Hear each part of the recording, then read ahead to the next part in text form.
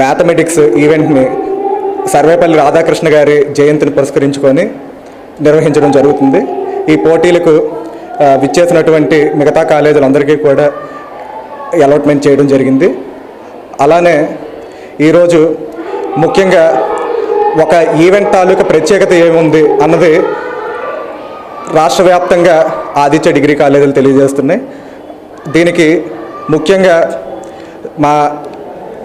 మా చైర్మన్ గారు గౌరవనీయులు శేషారెడ్డి గారు ప్రతి ఒక్క తేదీని అంటే నెలల్లో ప్రతి ఒక్క తేదీని ప్రత్యేక పురస్కారంగా చూసుకొని అలానే ఆ ఈవెంట్ తాలూకా యూసేజ్ని ప్రాముఖ్యతని దేశవ్యాప్తంగా వెదజల్లాలని ఆయన కోరిక.